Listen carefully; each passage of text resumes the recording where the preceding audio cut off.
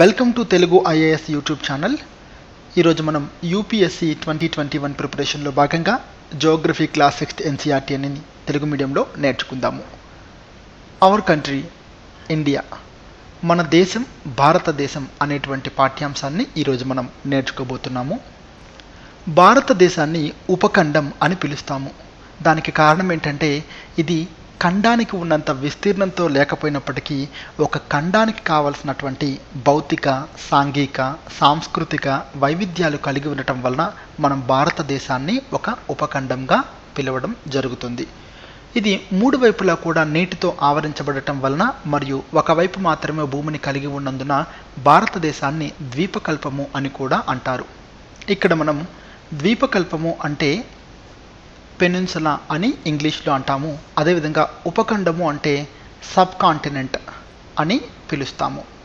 ఉత్తరాన హిమాలయ పర్వతాలు, దక్షిణాన హిందూ మహాసముద్రం, అదేవిధంగా పశ్చిమాన అరేబియన్ మహాసముద్రం, తూర్పున బంగాళాఖాతాన్ని హద్దులుగా కలిగి ఉన్నది. ఇక భూ వైశాల్యాన్ని గమనించినట్లయితే 3.28 మిలియన్ స్క్వేర్ కిలోమీటర్స్ అనగా 32,87,263 చదరపు కిలోమీటర్ల కలిగి ఉంది.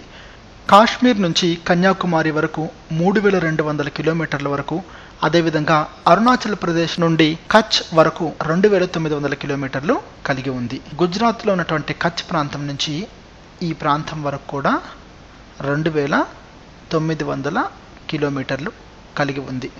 అదేవిధంగా జమ్మూ కాశ్మీర్ నుంచి ఈ క్రింది ప్రాంతంలో ఉన్నటువంటి కన్యాకుమారి వరకు 3,200 కిలోమీటర్లు ఉంది. ఇక భారతదేశం యొక్క ఉనికిని గమనిద్దాము.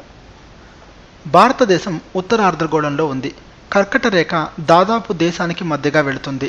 దక్షిణాన 8 డిగ్రీల 4 నిమిషాల నుండి ఉత్తరం వైపు 37 డిగ్రీల 6 నిమిషాల వరకు ఉత్తర అక్షాంశాల మధ్య, అదేవిధంగా పడమర 68 డిగ్రీల 71 నుండి తూర్పు 97 డిగ్రీల 25 నిమిషాల తూర్పు రేఖాంశాల మధ్య నెలకొని ఉంది.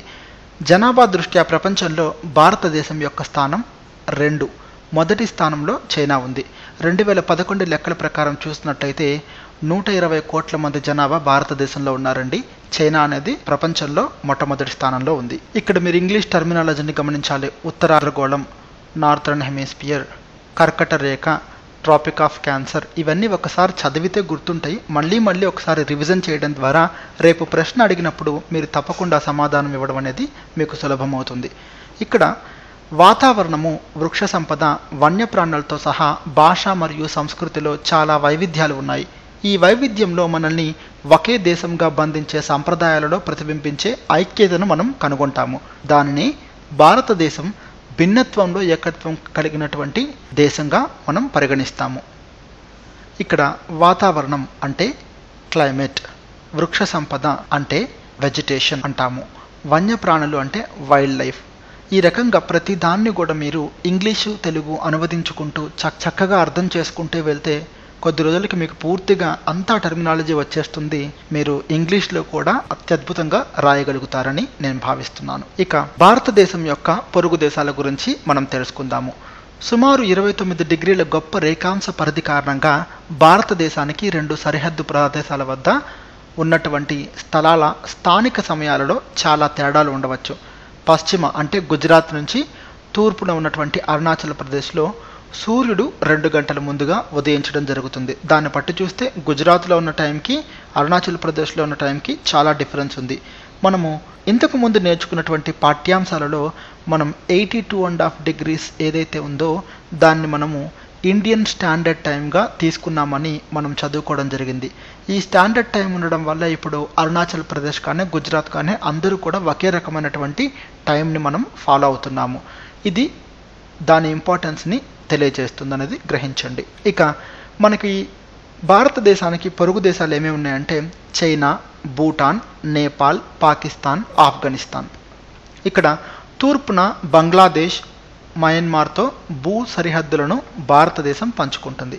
భారతదేశము శ్రీలంక, మాల్దీవులు మరియు ఇండోనేషియాతో కూడా నీటి సరిహద్దుల్ని పంచుకుంది. ఇక్కడ చూడండి, మనకి ఈ రేఖాంశ పరిధిని గమనించాలి మీరు. అదేవిధంగా మనకి అక్షాంశ పరిధులు చూసినట్టయితే ఈ ప్రాంతంలో మీరు గమనించగలుగుతారు.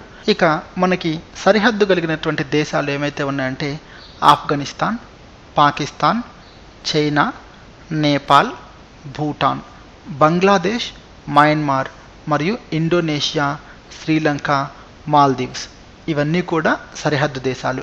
కొన్ని సరిహద్దు దేశాలు మనకి భూప్రాంతాన్ని పంచుకుంటుంటే మరికొన్ని తీరరేఖని పంచుకుంటున్నాయి సరిహద్దుగా అనేది మనం గుర్తించాలి. ఇక పరిపాలనా ప్రయోజనాల కోసం భారతదేశాన్ని 28 రాష్ట్రాలుగా మరియు 8 కేంద్రపాలిత ప్రాంతాలుగా విభజించడం జరిగింది.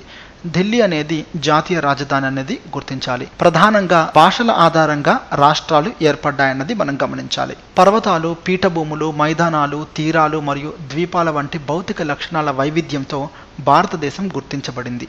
హిమ్ ప్లస్ ఆలయ అంటే మంచు నివాసం అని తెలుగులో అనడం జరుగుతుంది. హిమాలయ పర్వతాలను 3 ప్రధాన సమాంతర శ్రేణులుగా విభజించారు. ఉత్తరాన గ్రేట్ హిమాలయ లేదా హిమాద్రి ఉంది. ప్రపంచంలోని ఎత్తైన శిఖరాలు ఈ పరిధిలో ఉన్నాయి. మధ్య హిమాలయ లేదా హిమాచల్ హిమాద్రికి దక్షిణాన ఉంది. అనేక ప్రసిద్ధ హిల్ స్టేషన్లు ఇక్కడ ఉన్నాయి. 5 హిల్ స్టేషన్ల పేర్లను తెలుసుకొని ఈ కింద కామెంట్స్లో వ్రాయండి. ఇక శివాలిక్ అనేది దక్షిణ శ్రేణిగా చెప్పవచ్చు. ఇక్కడ మీరు గమనిస్తున్నారా, భౌతిక లక్షణాలు అంటే ఫిజికల్ ఫీచర్స్, రైట్? ఆ విధంగా మీరు ఒకసారి చూస్తూ ఉండండి. ఈ కంపారిజన్ అనేది చాలా అవసరం. మనం ఇప్పుడు ఒకసారి చూద్దామా హిమాలయాలు ఎలా ఉన్నాయనేది. గ్రేటర్ హిమాలయాస్ ఇక్కడ ఉన్నాయి, అలాగే మధ్య హిమాలయాలు ఇక్కడ ఉన్నాయి, అదేవిధంగా శివాలిక్ పర్వతాలు ఇక్కడ ఉన్నాయి, రైట్? ఇక మనము పరిపాలనా సౌలభ్యం కోసం దేశాన్ని 28 రాష్ట్రాలుగా 8 కేంద్రపాలితాలుగా విభజించడం జరిగిందని చెప్పుకున్నాం కదండి. ఇక్కడ చూస్తే మీకు అర్థమవుతుంది. మొన్న ఈ మధ్యనే జమ్మూ కాశ్మీర్ని కూడా డివైడ్ చేయడం జరిగింది. ఈ రెండింటిని యూటీస్గా చేయడం జరిగింది. అదేవిధంగా దాద్రా నగర్ హవేలీ, డామన్ డయ్యు ఈ రెండింటిని కలిపి ఒక యూటీగా మార్చడం జరిగింది. ఇది మనం గుర్తుపెట్టుకోవాల్సిన అంశం. ఇక దేశంలో ఉన్నటువంటి ప్రతి రాష్ట్రము దానికి సంబంధించినటువంటి క్యాపిటల్ ప్లేసెస్ గురించి ఇవన్నీ కూడా మీరు తెలుసుకోవాలని తెలియజేస్తున్నాను. ఇక ఉత్తర భారత మైదానాలు హిమాలయాలకు దక్షిణాన ఉన్నాయి. ఇవి సాధారణంగా చదునైనవి.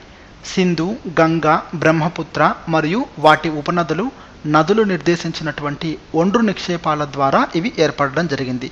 ఈ నదీ మైదానాలు సాగుకు సారవంతమైన భూమిని అందిస్తాయి. ఈ మైదానాల్లో జనాభా అధికంగా ఉండడానికి కారణం అదే. మీరు గమనించినట్లయితే నిన్న మనం పాఠ్యాంశం చెప్పుకున్నాము. ఎక్కడైతే ఎక్కువ నివసించడానికి యోగ్యంగా ఉంటుందో అక్కడే ఎక్కువ జనాభా ఉండడం అనేది మనం గమనించాము. ఇక్కడ చూడండి, ఈ ప్రాంతము, ఈ యొక్క హిమాలయాలకి దక్షిణ ప్రాంతం అనేది ఇది. ఇక్కడ బ్రహ్మపుత్ర నుంచి అదేవిధంగా గంగా నది పరివాహక ప్రాంతం ఇవంతా కూడా ఇదంతా ప్లెయిన్స్ అన్నమాట. ఈ ప్లెయిన్స్ ఉండడం వల్లే ఈ మైదానాల్లోనే ఎక్కువ జనాభా ఉండడం అనేది మనం గమనించాల్సిన అవసరం ఉన్నది. ఇక భారతదేశం యొక్క పశ్చిమ భాగంలో గ్రేట్ ఇండియన్ ఎడారి ఉంది.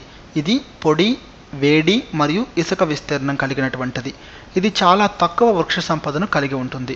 ఇక్కడ ఈ ప్రాంతం అంతా కూడా గ్రేట్ ఇండియన్ డెజర్ట్ అనేది ఉన్నదనేది గ్రహించాలి. ఉత్తర మైదానాలకు దక్షిణాన పెనిన్సులర్ పీఠభూమి ఉంది. ఇది త్రిభుజాకారంలో ఉంటుంది. చాలా అసమానంగా ఉంటుందన్నమాట. ఇది అంటే ఒక చోట ఎత్తు, ఒక చోట పల్లంగా, అలా different kinds of relief features కలిగి ఉంటుంది. ఇది అనేక కొండ శ్రేణులు మరియు లోయలు కలిగినటువంటి ప్రాంతం. ప్రపంచంలోని పురాతన శ్రేణుల్లో ఒకటైనటువంటి ఆరావళి కొండలు వాయువ్య దిశలో సరిహద్దుగా ఉన్నాయి. వింధ్యాలు మరియు సాత్పురాలు ముఖ్యమైనటువంటి శ్రేణులుగా మనం చెప్పవచ్చు. నర్మదా మరియు తాపీ నదులు ఈ శ్రేణుల గుండా ప్రవహిస్తున్నాయి. ఇవి పశ్చిమాన ప్రవహించేటువంటి నదులు. ఇవి అరేబియా సముద్రంలో కలవడం జరుగుతుంది. పశ్చిమ కనుమలు లేదా సహ్యాద్రిస్ పీఠభూమికి పశ్చిమ సరిహద్దుగా ఉన్నాయి మరియు తూర్పు కనుమలు తూర్పు సరిహద్దుగా ఉన్నాయి. పశ్చిమ కనుమలను మనం చూసినట్లయితే దాదాపు నిరంతరంగా ఉంటాయి. అంటే ఎక్కడ మధ్యలో పగిలిపోవడం కానీ లేదా మధ్యలో శ్రేణి విచ్ఛిన్నం కావడం అనేది జరగలేదు. కానీ మనం చూసినట్లయితే తూర్పు కనుమలు అనేవి విరిగిపోయి అసమానంగా ఉన్నాయి. అంటే మధ్యలో ఈ తూర్పు కనుమలు విచ్ఛిన్నమైపోవడం వల్ల అవి అక్కడక్కడ కనిపిస్తూ ఉంటాయి, కంటిన్యూస్గా ఉండవనేది గమనించాలి. పీఠభూమిలో బొగ్గు, ఇనుప ఖనిజం వంటి ఖనిజాలు పుష్కలంగా లభిస్తాయన్నది మనం గమనించాలి. చూడండి ఇది. సో వెస్ట్రన్ ఘాట్స్ అన్నీ కూడా కంటిన్యూస్గా ఉన్నాయి, కానీ ఈస్టర్న్ ఘాట్స్ అంతా కూడా కంటిన్యూస్గా ఉండవు, అక్కడక్కడ ఉండడం అనేది మనం గమనించాలి. ఇక నర్మదా నది చూడండి, ఈ రకంగా ప్రవహిస్తూ ఇక్కడ అరేబియా సముద్రంలో కలుస్తుంది. అదేవిధంగా తాపీ నది కూడా ఇక్కడ కలుస్తుంది ఈ రకంగా. రైట్. పెనిన్సులార్ ప్లాట్యూ అంటే ఏంటంటే ఇది ద్వీపకల్ప పీఠభూమి అని అంటాము మనం. పశ్చిమ కనుమల యొక్క పశ్చిమాన మరియు తూర్పు కనుమల యొక్క తూర్పున తీర మైదానాలు ఉన్నాయి. పశ్చిమ తీర మైదానాలు చాలా ఇరుగ్గా ఉంటాయి. అదేవిధంగా తూర్పు తీర మైదానాలు చాలా విశాలమైనవి. చూడండి, ఈ ప్రాంతంలో మనకి తీర మైదానాలన్నీ కూడా చాలా ఇరుగ్గా ఉంటాయి, సన్నగా ఉండడం జరుగుతుంది. కానీ ఈ ప్రాంతం అంతా కూడా తీర మైదానము చాలా విశాలంగా ఉండడం అనేది మనం గమనించగలము. అదేవిధంగా మనకి తూర్పున ప్రవహించేటువంటి నదులు చాలా ఉన్నాయి. మహానది, గోదావరి, కృష్ణ మరియు కావేరి, ఈ నదులన్నీ కూడా బంగాళాఖాతంలోనికి ప్రవహిస్తాయన్నది గమనించాలి. ఈ నదులు వాటి యొక్క నోటి వద్ద అంటే అవి సముద్రంలో కలిసేటువంటి ప్రాంతాన్ని the mouth of the river అని అంటాం. అందుకని ఇక్కడ నేను ఈ రకంగా రాయడం జరిగింది. వాటిని అక్కడ ఆ ప్రాంతంలో డెల్టాలను ఏర్పరుస్తాయి. అవి ముఖ్యంగా మనం చూస్తే ఎగ్జాంపుల్కి గంగా మరియు బ్రహ్మపుత్ర బంగాళాఖాతంలోనికి ప్రవహించే ప్రాంతంలో సుందర్బన్ డెల్టా అనేది ఏర్పడడం జరుగుతుంది. ఇక్కడ ఉంటుందండి, ఈ సుందర్బన్ డెల్టా అనేది ఈ ప్రాంతంలో ఉంటుంది. ఇక భారతదేశానికి 2 ద్వీప సమూహాలు ఉన్నాయి. ఒకటి లక్షద్వీప్ దీవులు మరియు రెండవది అండమాన్ మరియు నికోబార్ దీవులు. లక్షద్వీప్ అనేవి అరేబియా సముద్రంలో ఉన్నాయి. ఇవి కేరళ తీరంలో ఉన్నటువంటి పగడప దీవులుగా మనం పరిగణిస్తాము. అదేవిధంగా అండమాన్ అండ్ నికోబార్ దీవులు అనేవి బంగాళాఖాతంలో ఉన్నటువంటి ప్రధాన భారత భూభాగానికి ఆగ్నేయంగా ఉండడం జరిగింది.